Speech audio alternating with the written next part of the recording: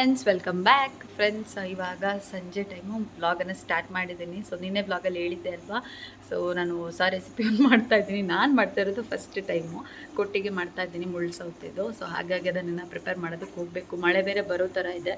So ಇನ್ನು ರುಬ್ಬಕ್ಕೆ ಆಗದೆ ಇದ್ದರೆ, ಮಳೆ ಬಂದರೆ ಕರೆಂಟ್ ಹೋದರೆ ಅಂತೂ ರುಬ್ಬೋದಕ್ಕೂ ಆಗೋದಿಲ್ಲ, ಏನೂ ಆಗೋದಿಲ್ಲ. ಹಾಗಾಗಿ ಇವಾಗಲೇ ಹೋಗ್ಬಿಟ್ಟು ರುಬ್ಬಕ್ಕೆ ಹಾಕ್ಬಿಟ್ರೆ ರುಬ್ಬಾದರೆ ಆಮೇಲೆ ಏನೂ ತಲೆ ಬಿಸಿ ಇರೋದಿಲ್ಲ.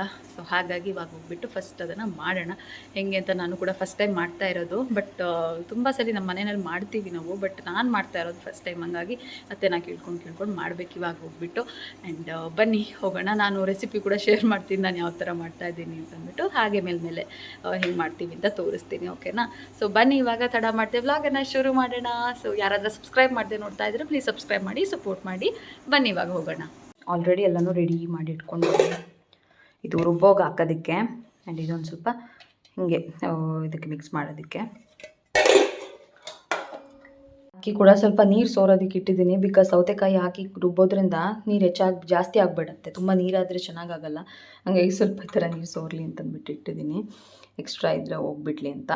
ಸೊ ಇನ್ನೆಲ್ಲ ಒಂದಕ್ಕೆ ಹಾಕ್ಬಿಟ್ಟು ಇನ್ನೇನೋ ರುಬ್ಬಕ್ಕೆ ಹಾಕಿದ ತಕ್ಷಣ ಪಾಪುಗೇನೋ ಎಚ್ಚರ ಆಗೋಯ್ತು. ಅವಳು ನಿದ್ದೆ ಮಾಡ್ತಾ ಇದ್ಲು ಅಂತ ಅಂದಿದ್ದೆ ಅಲ್ವಾ, ಅವಳು ನಿದ್ದೆಯಿಂದ ಎದ್ಬಿಟ್ಲು. ಅವಳು ಕೂಡ ನಿದ್ದೆ ಆಗಿಬಿಟ್ಟಿತ್ತು, ಚೆನ್ನಾಗಿ ನಿದ್ದೆ ಮಾಡಿದ್ಲು ಇವತ್ತು. ಹಾಗಾಗಿ ಆ್ಯಂಡ್ ಇವಾಗ ರುಬ್ಬಕ್ಕೆ ಹಾಕಿದ್ದೀನಿ. ಇದು ಸ್ವಲ್ಪ ಹೊತ್ತು ಟೈಮ್ ಹಿಡ್ಸತ್ತೆ. ಆ್ಯಂಡ್ ಇವಾಗ ಪಾಪನ ಕರ್ಕೊಂಡು ಹೊರಗಡೆ ಬಂದಿದ್ದೀನಿ. ಸ್ವಲ್ಪ ಮಳೆ ಬಂದು ಬಿಟ್ಟಿತ್ತು ಇವತ್ತು.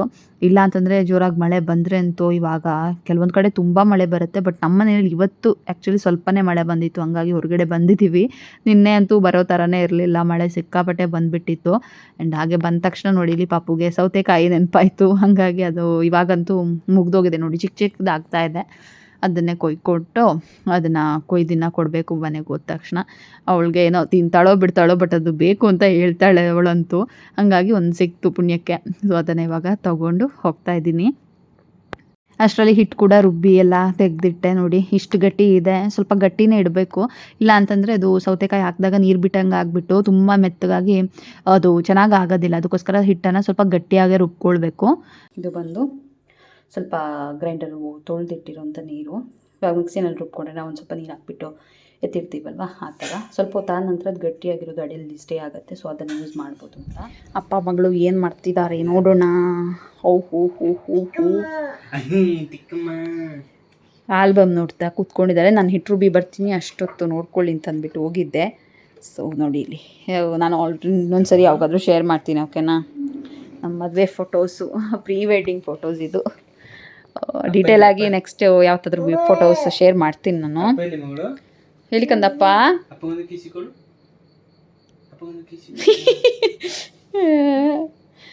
ಇದು ನನ್ನ ಫೇವ್ರೆಟ್ ಫೋಟೋ. ಇದು ಚೆನ್ನಾಗಿದೆಯಾ? ಹಿಂಗಿದೆ ಹೇಳಿ, ತೋರಿಸಿ. ನೆಕ್ಸ್ಟ್ ಇದೆಲ್ಲ ಎಂಗೇಜ್ಮೆಂಟು, ಇದೆಲ್ಲ ಎಂಗೇಜ್ಮೆಂಟ್ ಫೋಟೋಸ್. ಇನ್ನೊಂದು ಸರಿ ಡೀಟೇಲಾಗಿ ಮಾಡ್ತೀನಿ, ಆದಷ್ಟು ಬೇಗ. ಒಬ್ಬರು ಕೇಳಿದ್ರಿ ಕೂಡ, ಬಟ್ ಹಾಗೇ ಇಲ್ಲ ನೋಡಿ ಮಾಡೋದಕ್ಕೆ. ಇವತ್ತು ನೆಕ್ಸ್ಟ್ ಟೈಮ್ ಖಂಡಿತವಾಗ್ಲೂ ಮಾಡ್ತೀನಿ. ನೋಡಿ ಫ್ರೆಂಡ್ಸ್, ಮದುವೆಗಿಂತ ಮುಂಚೆ ನಾನು ಹಿಂಗಿದ್ದೆ ನೋಡಿ, ಹಿಂಗಿದ್ದೆ ನೋಡಿ. ಬೈಕಲ್ಲೆಲ್ಲ ಫೋಟೋಶೂಟ್ ಮಾಡಿದ್ವಿ. ನಂದು ಫೋಟೋ ನೋಡ್ದಂಗೆ ಹೆಂಗೆ ಅನ್ನಿಸ್ತು ಫಸ್ಟ್ ಟೈಮ್ ಅಂತ ಕೇಳೋಣ. ಫೋಟೋ ನೋಡಿ ಅಂತ ಅನಿಸಿತ್ತು, ಹೇಳಿ. ಏನು ಅನಿಸಿಲ್ಲ, ನಾನು ಏನು ಅನಿಸಿಲ್ಲ ಹಂಗೆಲ್ಲ. ಹುಡುಗಿ ನೋಡಕ್ಕೆ ಹೋಗ್ಬೋದು ಅಂತ ಅನ್ನಿಸ್ತು ನನಗೆ. ನೋಡೋಣ, ನಾನು ಯಾವ ಫೋಟೋ ಶೇರ್ ಮಾಡಿದೆ ಅಂತ ಹಾಕ್ತೀನಿ, ಸೈಡಲ್ಲಿ ಹಾಕಿರ್ತೀನಿ ನೋಡಿ, ಆಯಿತಾ? ನೀವು ನಾನು ಫಸ್ಟ್ ಟೈಮ್ ಯಾವ ಫೋಟೋ ಕಳಿಸಿದ್ದೆ ಅಂದರೆ ಜಾತಕದಕ್ಕೆಲ್ಲ ಕಳಿಸ್ತಾರಲ್ವಾ, ಆ ಥರ. ನಮ್ಮಲ್ಲಿ ಜಾತಕ ಕಳಿಸೋದಂತ ಇದೆ, ಅದ್ರ ಜೊತೆ ಒಂದು ಫೋಟೋ ಕಳಿಸ್ತಾರೆ. ಅದರಲ್ಲಿ ಮುಕ್ಕಾಲು ಸಾರಿ ಎಲ್ಲ ಹಾಫ್ ಸಾರಿ ಉಟ್ರು. ಸೊ ಫ್ರೆಂಡ್ಸ್, ನಾನು ಫೋಟೋ ಹಾಕಿರ್ತೀನಿ ನೋಡಿ, ಇವ್ರು ಯಾವ ಫೋಟೋ ಕಳಿಸಿದ್ರು ಆ್ಯಂಡ್ ನಾನು ಯಾವ ಫೋಟೋ ಕಳಿಸಿದ್ದೆ ಅಂತ. ಸೊ ನೋಡಿ, ಈ ವ್ಲಾಗಲ್ಲಿ ಹಾಕಿರ್ತೀನಿ. ಆ್ಯಂಡ್ ಇವಳು ನೋಡಿ ಎಷ್ಟು ಇಂಟ್ರೆಸ್ಟಲ್ಲಿ ನೋಡ್ತಾ ಇದ್ದಾಳೆ ಅಂತಂದರೆ, ತುಂಬ ಹಠ ಮಾಡ್ತಿದ್ಲಂತೆ. ಹಂಗೆ ಇದು ತೋರಿಸ್ಕೊಂಡು ಕೂರಿಸಿದ್ದಾರೆ. ಸೊ ಹೆಂಗೋ ಕೂತ್ಕೊಂಡಿದ್ದಾಳೆ ಇವಾಗ ಸ್ವಲ್ಪ ಹೊತ್ತು ಸುಮ್ಮನೆ. ನಾನು ಅದೇ ಹಿಟ್ಟು ರುಬ್ಬಕ್ಕೆ ಹಾಕಿದ್ದೆ ಅಲ್ವಾ, ಅದನ್ನೆಲ್ಲ ತೊಗೊಂಡು ಇವಾಗ ಬಂದಿದ್ದೆ. ಅದನ್ನೆಲ್ಲ ಎತ್ತಿ ಕ್ಲೀನ್ ಮಾಡಿಲ್ಲ ಆಯಿತು. ಇನ್ನೇನಿದ್ರು ಹೋಗಿ ಹಾಕಿ ಒಲೆಯಲ್ಲಿ ಇಟ್ಬಿಟ್ಟು ಬೇಯಿಸಬೇಕು ಅಷ್ಟೇ. ಎಂತ ನನ್ನ ಫೋಟೋ ನೋಡಿದ ಕೂಡಲೇ ಓಕೆ ಓಕೆ ಅಂದಿದ್ದೆ. ಏನಿಲ್ಲ, ಓಕೆ ನಾನು ಹೇಳ್ತೀನಿ ಫ್ರೆಂಡ್ಸ್ ಸ್ಟೋರಿ, ನಮ್ಮ ಮದುವೆ ಸ್ಟೋರಿನ ನಾನು ಹೇಳ್ತೀನಿ. ಸ್ವಲ್ಪ ಟ್ವಿಸ್ಟ್ ಇದೆ ಅದರಲ್ಲೂ, ಏನು ಅಂತ ನಾನು ಹೇಳ್ತೀನಿ. ಮೇ ಬಿ ನೆಕ್ಸ್ಟ್ ಅಥವಾ ಅದರ ನೆಕ್ಸ್ಟ್ ವ್ಲಾಗಲ್ಲೇ ಶೇರ್ ಮಾಡ್ತೀನಿ ಆಯಿತಾ. ಸೊ ನೀವು ಅದನ್ನು ನೋಡಬೇಕು ಅಂತಂದರೆ ಸಬ್ಸ್ಕ್ರೈಬ್ ಮಾಡ್ಕೊಳ್ಳಿ. ಸೊ ನಾನು ಹಾಕೋ ವೀಡಿಯೋಸ್ ಎಲ್ಲ ನಿಮಗೆ ನೋಟಿಫಿಕೇಷನ್ ಬರುತ್ತೆ ಆವಾಗ. ಹಿಟ್ಟೆಲ್ಲ ರುಬ್ಬಿ ಆಗಿತ್ತು ಅಲ್ವಾ, ಸೊ ಎಲ್ಲನೂ ಬಾಳೆ ಎಲೆ ಕೂಡ ನಾನು ಆವಾಗಲೇ ಕ್ಲೀನ್ ಮಾಡಿ ಇಟ್ಕೊಂಡಿದ್ದೆ. ಹಂಗಾಗಿ ಇವಾಗೆಲ್ಲನೂ ಈ ಥರ ಟೇಬಲ್ ಮೇಲೆ ಇಟ್ಟಿದ್ದೀನಿ. ಸೊ ದ್ಯಾಟ್ ಒಂದೊಂದೇ 1 by 1 ಹಾಕ್ಕೊಂಡು ಹೋಗ್ಬೋದು ಅಂತ ಅಂದ್ಬಿಟ್ಟು ಸೊ ಎಲ್ಲದಕ್ಕೂ ಹಾಕ್ತಾ ಇದ್ದೀನಿ. ನಾನು ನೋಡಿಕೊಂಡು ಸ್ವಲ್ಪನೇ ಸೇರಿಸ್ಕೊಂಡು ಮಾಡಿದೆ. ಆ್ಯಂಡ್ ಇದೇನಂದರೆ ನೀರು ಬಿಟ್ಕೊಳ್ಳುತ್ತೆ ತುಂಬ ಬೇಗ, ಅದಕ್ಕೋಸ್ಕರ ಸ್ವಲ್ಪ ಕೇರ್ಫುಲ್ಲಾಗಿ ನೋಡಿಕೊಂಡು ಮಾಡ್ಕೊಬೇಕಾಗತ್ತೆ. ಹಾಗಾಗಿ ನಾನು ಬೇರೆ ಫಸ್ಟ್ ಟೈಮ್ ಮಾಡ್ತಾ ಇರೋದ್ರಿಂದ ಯೋಚನೆ ಮಾಡ್ಕೊಂಡು ಹೆಂಗೆ ಏನು ಎತ್ತ ಅಂತ ಅಂದ್ಬಿಟ್ಟು, ಬಟ್ ಚೆನ್ನಾಗೇ ಆಗಿತ್ತು ನನಗೆ. ಲಾಸ್ಟ್ ಆಮೇಲೆ ಅದು ಬೆಂದ ನಂತರ ಏನು ಕ್ಲಿಪ್ಪಿಂಗ್ ತೊಗೊಳ್ಳೋದೇ ಮರ್ತ್ಕೊಂಡ್ಬಿಟ್ಟಿದ್ದೆ. ನೆಕ್ಸ್ಟ್ ಡೇ ಮಾರ್ನಿಂಗ್ ನಾನು ಬ್ರೇಕ್ಫಾಸ್ಟ್ಗೆ ಅಂತ ಹೇಳಿದ್ದೆ ಅಲ್ವಾ, ಆವಾಗ ನನ್ನದು ಕ್ಲೀನಾಗಿ ಶೂಟ್ ಮಾಡೋದಕ್ಕೆ ಆಗಿರಲಿಲ್ಲ, ಮರ್ತೋಗ್ಬಿಟ್ಟಿತ್ತು ನನಗೆ. ಜಸ್ಟ್ ಇಷ್ಟೇ ಶೂಟ್ ಮಾಡಿರೋದು ಓಕೆನಾ. ಆ್ಯಂಡ್ ಇಲ್ಲಿ ನೋಡಿ ಇಡ್ಲಿ ಪಾತ್ರೆ ಕೂಡ ಬಿಸಿ ಮಾಡಿ ಇಟ್ಟಿದ್ದೀನಿ. ಚೆನ್ನಾಗಿ ಈ ಥರ ಹೊಗೆ ಬರಬೇಕು ಅಂದರೆ ನೀರು ಚೆನ್ನಾಗಿ ಬಿಸಿ ಆಗಿರಬೇಕು. ಆವಾಗ ಇದನ್ನು ಇಟ್ಬಿಟ್ಟು ಸ್ಟೀಮ್ ಮಾಡಿದ್ರೆ ಆಯಿತು. 1 hour ಸ್ಟೀಮ್ ಮಾಡಿಕೊಂಡ್ರೆ ಸಾಕು. ಹಿಟ್ಟಿಗೆ ಜಸ್ಟ್ ಉಪ್ಪು ಹಾಕ್ಬಿಟ್ಟು ರುಬ್ಬಿದ್ರೆ ಆಯಿತು, ಬೇರೆ ಏನೂ ಬೇಕಾಗೋದಿಲ್ಲ. ಆ್ಯಂಡ್ ಇವಾಗ ಬಾಳೆ ಎಲೆನಲ್ಲಿ ಮಡಚಿ ಈ ಥರ ಇಟ್ಟು ಇವಾಗ ಹೈ ಫ್ಲೇಮಲ್ಲಿದೆ. ಒಂದು ಸ್ವಲ್ಪ ಹೊತ್ತಾದ ನಂತರ ಚೆನ್ನಾಗಿ ಸ್ಟೀಮ್ ಬರುತ್ತೆ. ಅದಾದ ನಂತರ ಸ್ವಲ್ಪ ಮೀಡಿಯಮ್ ಫ್ಲೇಮಲ್ಲಿ ಇಟ್ಬಿಟ್ಟು ಬೇಯಿಸ್ಕೊಂಡ್ರೆ ಆಯಿತು. ಹ್ಯಾಂಡಲ್ಲಿ ಒರೆಸ್ಬಿಡ್ತೀನಿ ಸರಿ, ಇಲ್ಲೆಲ್ಲ ಒರೆಸ್ಬಿಡ್ತೀನಿ.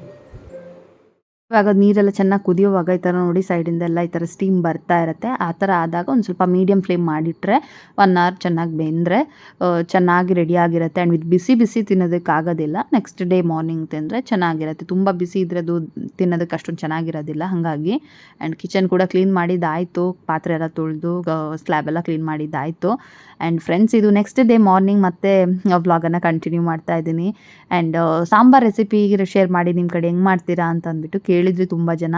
ಹಾಗಾಗಿ ಇವತ್ತು ಸಾಂಬಾರು ಮಾಡ್ತಾಯಿದ್ದೀನಿ, ಹಿಂಗೂ ರೆಸಿಪಿ ಶೂಟ್ ಮಾಡೋಣ ಅಂತಂದ್ಬಿಟ್ಟು ಸ್ಟಾರ್ಟ್ ಮಾಡಿದ್ದೀನಿ. ಆ್ಯಂಡ್ ಆಲ್ರೆಡಿ ನಾನು ಹಾಕಿಬಿಟ್ಟಿದ್ದೆ, ಆಮೇಲೆ ನೆನಪಾಯಿತು ನನಗೆ, ಅರ್ಜೆಂಟಲ್ಲಿ ಮಾಡ್ತೀನಲ್ವ ಹಂಗಾಗಿ ಶೂಟ್ ಮಾಡೋದು ಒಂದೊಂದು ಸರಿ ಮರ್ತೋಗ್ಬಿಡುತ್ತೆ. ಹಾಗಾಗಿ ನಾನೇನಿಲ್ಲ, ಒಂದು ಸ್ವಲ್ಪ ಉದ್ದಿನಬೇಳೆ ಒಂದು ಅರ್ಧ ಚಮಚದಷ್ಟು, ಆ್ಯಂಡ್ ನೀವು ಮಾಡೋ ಕ್ವಾಂಟಿಟಿಗೆ ವೇರಿ ಆಗುತ್ತೆ ಇದು ಓಕೆನಾ. ಒಂದು ಸ್ವಲ್ಪ ಉದ್ದಿನಬೇಳೆ, ಒಂದು ಸ್ವಲ್ಪ ಮೆಂತೆ, ಒಂದು 4 ರಿಂದ 5 ಕಾಳು ಆಗುವಷ್ಟು, ಒಂದು ಚೂರು ಮೆಂತೆ, ಹಾಗೇನೆ ಒಂದು ಸ್ವಲ್ಪ ತೊಗರಿಬೇಳೆ. ಉದ್ದಿನಬೇಳೆ ಮತ್ತು ತೊಗರಿಬೇಳೆ ಈಕ್ವಲ್ ಕ್ವಾಂಟಿಟಿನಲ್ಲಿ ಹಾಕ್ಕೊಳ್ಳಿ. ಅದ್ರ ಜೊತೆಗೆ ಜೀರಿಗೆ ಕೂಡ ಕ್ವಾಂಟಿಟಿ ಜಾಸ್ತಿ ಬೇಡ, ಸ್ವಲ್ಪ ಕಡಿಮೆನೇ ಸಾಕು. 1 ಸ್ಪೂನ್ ಅಷ್ಟು ತೊಗೊಂಡ್ರೆ ಸಾಕಾಗುತ್ತೆ. ಆ್ಯಂಡ್ ಕೊತ್ತಂಬರಿ ಕಾಳು ಅಂದರೆ ಧನಿಯಾ ಕಾಳು ಒಂದು 2 ರಿಂದ 3 ಸ್ಪೂನ್ ಆಗುವಷ್ಟು. ಹಾಗೆಯೇ ನಿಮ್ಮ ಖಾರಕ್ಕೆ ಎಷ್ಟು ಬೇಕೋ ಅಷ್ಟು ಒಣಮೆಣ್ಸಿನ್ಕಾಯಿ, ಬ್ಯಾಡಿಗೆ ಮೆಣಸಿನ್ಕಾಯಿ ತೊಗೊಂಡಿದ್ದೀನಿ. ಇದಿಷ್ಟು ಹಾಕಿ 1-2 ಡ್ರಾಪ್ ಆಗುವಷ್ಟು ಎಣ್ಣೆ ಹಾಕ್ಬಿಟ್ಟು ಚೆನ್ನಾಗಿ ಹುರ್ಕೋಬೇಕು. ಅದೊಂಥರ ಘಮ ಬರಬೇಕು. ತುಂಬ ಜಾಸ್ತಿನೂ ಹುರ್ಕೊಳ್ಳೋಕೆ ಹೋಗಬೇಡಿ, ಸಾಂಬಾರು ಕಲರೇ ಚೇಂಜ್ ಆಗಿಬಿಡುತ್ತೆ. ಆ್ಯಂಡ್ ಫ್ಲೇವರ್ ಕೂಡ ಚೇಂಜ್ ಆಗುತ್ತೆ. ಮೀಡಿಯಮಾಗಿ ಹುರ್ಕೊಂಡ್ರೆ ಸಾಕು. ಮತ್ತು ಅದೇ ಬಾಣಲಿ ಬಿಸಿಗೇನೆ ಸ್ವಲ್ಪ ಚೆನ್ನಾಗಿ ಹುರ್ಕೊಂಡಂಗೆ ಆಗುತ್ತೆ ಓಕೆನಾ. ಸೊ ಅದಕ್ಕೆ ಇವಾಗ ಒಂದು ಸ್ವಲ್ಪ ಅರಿಶಿನ ಪುಡಿ, ಹಾಗೇನೆ ಒಂದು ಸಣ್ಣ ಪೀಸ್ ಆಗುವಷ್ಟು ಇಂಗನ್ನು ಸೇರಿಸ್ಕೊಂಡಿದ್ದೀನಿ. ಆದಷ್ಟು ಗಟ್ಟಿ ಇಂಗನ್ನೇ ತೊಗೊಳ್ಳಿ, ಚೆನ್ನಾಗಿರುತ್ತೆ ಫ್ಲೇವರು. ಇಂಗು ನಿಮಗೆ ಆಪ್ಷನಲ್ಲು, ನಿಮಗೆ ಬೇಕಂದರೆ ಸೇರಿಸ್ಕೊಳ್ಳಿ. ಬಟ್ ತುಂಬ ಚೆನ್ನಾಗಿರುತ್ತೆ ಇಂಗು ಹಾಕ್ಕೊಂಡ್ರೆ ಸಾಂಬಾರ್ಗೂ ಕೂಡ ಒಂಥರ ಫ್ಲೇವರ್ ಚೆನ್ನಾಗಿರುತ್ತೆ ಓಕೆನಾ. ಸ್ವಲ್ಪ ಹಾಕ್ಕೊಳ್ಳಿ, ಜಾಸ್ತಿ ಹಾಕ್ಕೋಬೇಡ, ಅವಶ್ಯಕತೆ ಇಲ್ಲ. ಆ್ಯಂಡ್ ಕರಿಬೇವು ಸೊಪ್ಪು ಕೂಡ ಹಾಕಿ ಹುರ್ಕೋಬೋದು, ಅದು ಒಂಥರ ಚೆನ್ನಾಗಿರುತ್ತೆ. ನಾನಿವತ್ತೇನು ಹಾಕ್ತಾ ಇಲ್ಲ, ಬಟ್ ನಿಮಗೆ ಬೇಕು ಅಂತಂದರೆ ಹಾಕ್ಕೋಬೋದು. ಆ್ಯಂಡ್ ಇಲ್ಲಿವಾಗ ನಾನು ಹಸಿ ತೆಂಗಿನಕಾಯಿ ತುರಿದು ಇಟ್ಕೊಂಡಿದ್ದೀನಿ. ಅದಕ್ಕೇ ಈ ಮಸಾಲೆ ಏನು ನಾನು ಹುರಿದು ಇಟ್ಕೊಂಡಿದ್ದೀನಿ ಅದನ್ನು ಹಾಕಿಬಿಟ್ಟು ಹುಣಸೆ ಹಣ್ಣಿನ ರಸ ನೋಡ್ಕೊಂಡು ಹಾಕಿ, ತುಂಬ ಜಾಸ್ತಿ ಬೇಕಾಗೋದಿಲ್ಲ. ಒಂದು ಸಣ್ಣ ನಿಂಬೆ ಗಾತ್ರದ ಹುಣಸೆ ಹಣ್ಣು ಸಾಕಾಗುತ್ತೆ, ಜಾಸ್ತಿ ಹಾಕ್ಕೊಂಡ್ರೆ ಹುಳಿ ಆಗಿಬಿಡತ್ತೆ. ಅದಕ್ಕೋಸ್ಕರ ಇದಿಷ್ಟನ್ನು ಹಾಕಿ ಚೆನ್ನಾಗಿ ನೀರು ಹಾಕ್ಬಿಟ್ಟು ನುಣ್ಣಗೆ ರುಬ್ಕೊಂಡಿದ್ದೀನಿ. ಆ್ಯಂಡ್ ಹಾಗೆಯೇ ಬಿಸಿನೀರು ಕೂಡ ಕಾಯೋದಕ್ಕೆ ಇಟ್ಟಿದ್ದೆ ಒಲೆಯಲ್ಲಿ, ಅದನ್ನು ಕೂಡ ತೊಗೊಂಡು ಬಂದು ಎತ್ತಿಟ್ಟಿದ್ದಾಯಿತು. ಆ್ಯಂಡ್ ಇನ್ನು ಹೋಗಿ ಅಕ್ಕಿ ಹಾಕಬೇಕು. ನೀರು ಕೂಡ ಚೆನ್ನಾಗಿ ಕಾದಿದೆ, ಇವಾಗ ಅಕ್ಕಿ ಹಾಕಬೇಕು. ನಾನು ಆಲ್ರೆಡಿ ಶೇರ್ ಮಾಡಿದ್ದೀನಿ, ಬಾಯ್ಲ್ಡ್ ರೈಸ್ ನಾವು ಮಾಡೋದು ಯೂಶ್ವಲಿ, ಹಾಗಾಗಿ ಅದು ಬೇಯೋದಕ್ಕೆ ಸ್ವಲ್ಪ ಜಾಸ್ತಿನೇ ಟೈಮ್ ಹಿಡಿಸುತ್ತೆ. ಹಾಗಾಗಿ ಬೆಳಗ್ಗೆ 9:30ಗಿಂತ ಮುಂಚೆನೇ ಈ ಥರ ಅಕ್ಕಿ ಹಾಕ್ಬಿಡ್ತೀನಿ ಅನ್ನಕ್ಕೆ. ಹಾಗಾಗಿ ಅದು ಆಗೋವಾಗ ಆಲ್ಮೋಸ್ಟ್ 12 o'clock ಹತ್ರ ಆಗಿಬಿಡತ್ತೆ. ಮತ್ತು ಪಾಪು ಊಟ ಮಾಡಿಸೋದು ಇದೆಲ್ಲ ಇರುತ್ತಲ್ವ, ಹಾಗಾಗಿ 12 o'clock ಆಗುವಾಗ ರೈಸ್ ರೆಡಿ ಆಗಿರುತ್ತೆ ಹಾಗೆ. ಆ್ಯಂಡ್ ಒಲೆಯಲ್ಲಿ ಇವಾಗ ನನಗೆ ನಿಜ ಹೇಳಬೇಕು ಅಂತಂದರೆ ಮದುವೆಗಿಂತ ಮುಂಚೆ ಈ ಥರ ಒಲೆಯಲ್ಲೆಲ್ಲ ಅಡುಗೆ ಮಾಡಿರೋದು ಜಸ್ಟ್ ಒಲೆ ಹಚ್ಚೋದಕ್ಕೂ ಗೊತ್ತಿರಲಿಲ್ಲ, ಅಂದರೆ ಕಟ್ಟಿಗೆ ಒಲೆನ.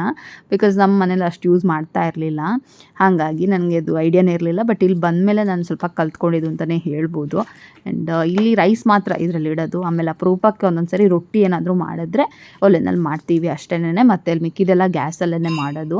ಆ್ಯಂಡ್ ಅನ್ನ ಅದೇ ತುಂಬ ಹೊತ್ತು ಹಿಡಿಸತ್ತೆ ಅಲ್ವಾ ಬೇಯೋದಕ್ಕೆ, ಹಾಗಾಗಿ ಅಷ್ಟೇನೆ, ಬೇರೇನೂ ಇಲ್ಲ. ಆ್ಯಂಡ್ ಹಾಗೆ ಅಲ್ಲಿ ಎಲ್ಲ ಒಲೆಯೆಲ್ಲ ಹತ್ತಿಸ್ಬಿಟ್ಟು ಅದೆಲ್ಲ ಆಗಿಬಿಟ್ಟು ಇವಾಗ ನಾನು ತರಕಾರಿ ಕಟ್ ಮಾಡೋದಕ್ಕೆ ಬರ್ತಾ ಇದ್ದೀನಿ. ತರಕಾರಿ ಇವತ್ತು ಆ್ಯಕ್ಚುಲಿ ಏನು ಸಾಂಬಾರು ಮಾಡ್ತಾ ಇದ್ದೀನಿ ಅಂತಂದರೆ ಪಂಪ್ಕಿನ್ನು ಅಂದರೆ ಚೀನಿಕಾಯಿ ಅಂತಲೂ ಹೇಳ್ತಾರೆ, ಇಲ್ಲ ಅಂತಂದರೆ ಸಿಹಿ ಕುಂಬಳಕಾಯಿ. ಸಿಹಿ ಕುಂಬಳಕಾಯಿದು ಸಾಂಬಾರು. ನಾವು ಯೂಶ್ವಲಿ ಕೆಂಬುಡೆ ಅಂತ ಹೇಳ್ತೀವಿ. ನಮ್ಮ ತುಳುನಲ್ಲಾಗಿರ್ಬೋದು ಇಲ್ಲ ಹವ್ಯಕದಲ್ಲೂ ನಾವು ಕೆಂಬುಡೆ ಅಂತ ಹೇಳ್ತೀವಿ. ಹಾಗಾಗಿ ನನಗೆ ಅದು ಸಿಹಿ ಕುಂಬಳಕಾಯಿ ಅಂತ ನೆನಪಾಗಿಲ್ಲ ಹೇಳೋದಕ್ಕೆ ಸಡನ್ನಾಗಿ. ಸೊ ಸಿಹಿ ಕುಂಬಳಕಾಯಿ ಓಕೆನಾ. ಸಿಹಿ ಕುಂಬಳಕಾಯಿನ ಕಟ್ ಮಾಡ್ಕೊತಾ ಇದ್ದೀನಿ. ತುಂಬ ಚೆನ್ನಾಗಿತ್ತು ಈ ಕುಂಬಳಕಾಯಿ. ಸೊ ಕಲರ್ ನೋಡ್ಬೋದು ಎಷ್ಟು ಚೆನ್ನಾಗಿದೆ ಗೊತ್ತಾ. ನಾನು ವಾಶ್ ಮಾಡ್ತಾಯಿದ್ದೀನಿ, ನನ್ನ ಕೈನಲ್ಲೆಲ್ಲ ಫುಲ್ ಕಲರ್ ಮೆತ್ಕೊಂಡಂಗೆ ಆಗಿತ್ತು, ಅಷ್ಟು ಚೆನ್ನಾಗಿತ್ತು. ತುಂಬ ಬಲ್ತಿರೋವಂಥದ್ದು ಚೆನ್ನಾಗಿರುತ್ತೆ ಈ ಥರ. ಆ್ಯಂಡ್ ತುಂಬ ಬೇಗನೆ ಬೆಂದೋಗ್ಬಿಡ್ತು. ಅದ್ರ ಜೊತೆಗೆ ಏನು ಗೊತ್ತಾ, ಇದು ಕುಂಬಳಕಾಯಿ ಬೀಜಗಳಿದೆಯಲ್ವ, ಇದನ್ನು ಚೆನ್ನಾಗಿ ಹುರ್ಕೊಂಡ್ರೆ ಸಖತ್ತಾಗಿ ಒಂಥರ ಈವ್ನಿಂಗ್ ಸ್ನ್ಯಾಕ್ಸ್ ಥರ ತಿನ್ಬೋದು ಉಪ್ಪು ಖಾರ ಹಾಕ್ಕೊಂಡು. ಬಟ್ ನಾನು ಈ ಸತಿ ಏನು ಮಾಡಿದೆ, ಏನೋ ಗಡಿಬಿಡಿನಲ್ಲಿ ಅದನ್ನೆಲ್ಲ ಬಿಸಾಕ್ಬಿಟ್ಟೆ. ನನಗೆ ನೆನಪೇ ಆಗಿಲ್ಲ. ಬಟ್ ಇವಾಗ ವೀಡಿಯೋ ನೋಡ್ತಾ ಇರಬೇಕಾದ್ರೆ ಬಿಸಾಕ್ಬಿಟ್ಟಿದ್ದೀನಲ್ವಾ ಅಂತ ಅನ್ನಿಸ್ತಾ ಇತ್ತು. ಬಟ್ ಟ್ರೈ ಮಾಡಿ, ಜಸ್ಟ್ ಕುಂಬಳಕಾಯಿ ಬೀಜನ ಚೆನ್ನಾಗಿ ಒಂದೆರಡು ಡ್ರಾಪ್ ಎಣ್ಣೆ ಹಾಕ್ಬಿಟ್ಟು ಹುರ್ಕೋಬೇಕು ಚೆನ್ನಾಗಿ, ಅದು ಬ್ರೌನ್ ಆಗೋ ತನಕ. ಅದಕ್ಕೆ ಉಪ್ಪು ಖಾರ ಹಾಕ್ಕೊಂಡು ತಿನ್ನೋದು ಅಷ್ಟೇ.